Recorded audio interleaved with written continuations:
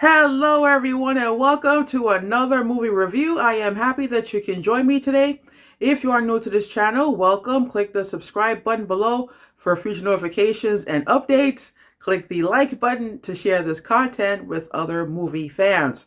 This past Monday, I went to the movies to see Horizon Part 1.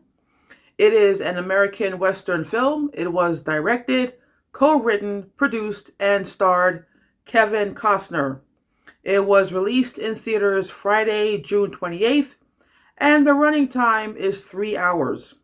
According to reports, the story takes place during the pre- and post-Civil War era back in the 1860s, and it shows the exploration of the Wild West. The film starts with a couple of white folks surveying a plot of land, and from a distance, a couple of Apache Indians are wondering what they are doing and why. So, for the most part, you are following mostly white settlers, and the most exciting part of the film is when a group of Apache Indians burn an entire town to the ground and killing as many settlers as they can find. Then, a little later on in the film, you see a group of Apaches having a meeting, and one of the elders make it known that he doesn't condone the attack on the town. He is totally against it. So, I am going to share my score at this point. I am giving this film 2 out of 5 stars. Watching this film was a serious challenge. There is really no plot. You are just watching a series of disjointed events. There is no protagonist that you are following. And because the Apaches burned down a town, you don't know why, and the white settlers are killing Apaches in self-defense.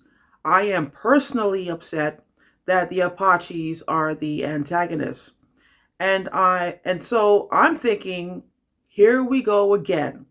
Another Hollywood movie giving us a negative portrayal of Native Americans, which is something that they have been doing since the silent era. Another reason why it is so hard to watch this movie, halfway through I had a hard time staying awake. I kept dozing off. At one point, I think I fell asleep for like 10, 15 minutes. And when I woke up, the movie was still going. And this was a movie that I wanted to see because I've been a fan of Kevin Costner for the past 30 years. But when I think of all the films of his that I have watched, I think this is one of his weakest films. Another reason I was looking forward to this film, there were a few actors who starred in the film, and I don't even remember the last time I saw them in anything. I'm talking about Sienna Miller, Sam Worthington, Luke Wilson, and Jamie Campbell Bower. These are actors I haven't seen in a few years. But the film does not do them justice. There is a conversation between Costner's character and Bower's character, and I just did not understand the purpose of the conversation and why the scene was needed in the film. Which leads to my next point.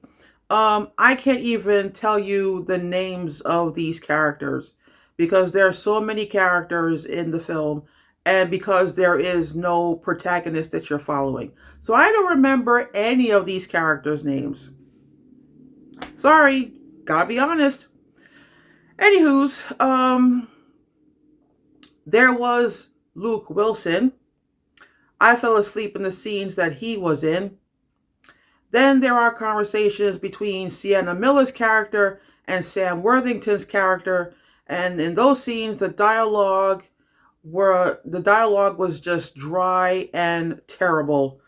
There are scenes with black characters and Asian characters, but by the last hour of the film I mentally checked out because I did not see the point of watching this movie. So the good news about the film is the high quality of the sound and the cinematography. The wide shots of the vast land under the sunlight are absolutely gorgeous. parts of the film took place in the San Pedro Valley, the Montana Territory, and the Santa Fe Trail. I think the wide shots of the Montana Territory were my favorite. The scenes are breathtakingly beautiful, and the film does have an appropriate soundtrack for a Western film. But when I think of the major flaws in this film, one would think it was directed by a first-time filmmaker instead of Kevin Costner, who has been in the business at this point for decades. But anyway, I don't have to tell anyone not to go see it, because when I went to the theater, I was one out of 4 people that showed up to watch the movie.